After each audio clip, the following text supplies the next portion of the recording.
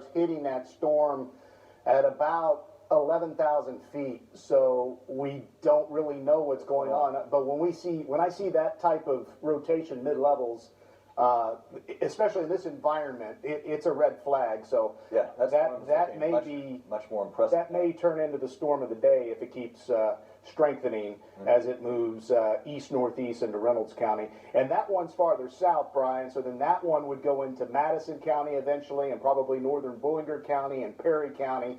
So we're really going to have to watch that closely. And you can see those black lines in the warning. Yep. That means they're saying tornado possible already.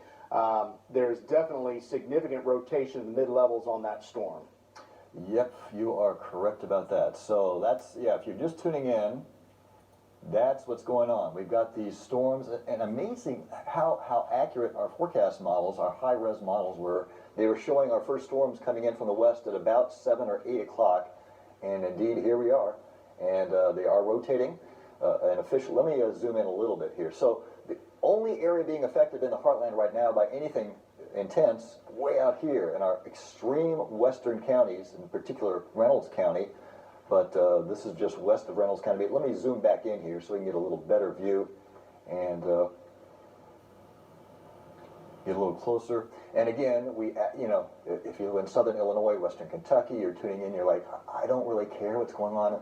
Remember, eventually these storms may move east into your area later on tonight, and we'll still be here covering your county. So our policy is if there is a tornado warning, we will stay with it as long as that tornado warning is in effect. And what Grant was saying is, the rotation with this storm is just as strong or even stronger than the rotation that prompted the warning for Reynolds County.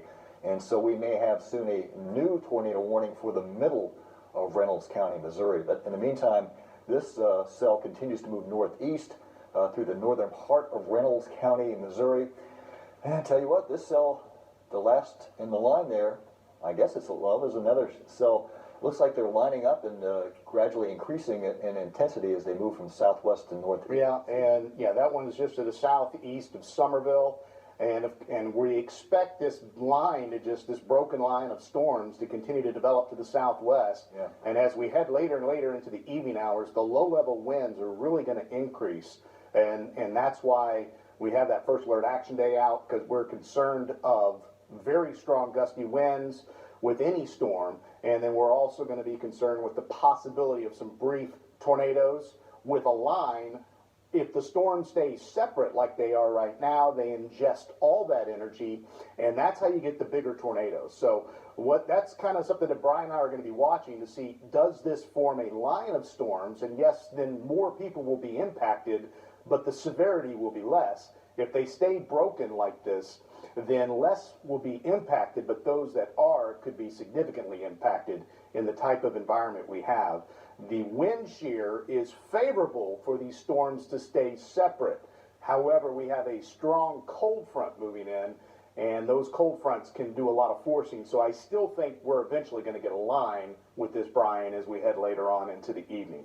Yeah, so as the storms line out, that's the term that we use, as they line out, tornadoes will be less likely, but damaging winds, straight line winds, will be more likely. So the winds could actually affect a greater area.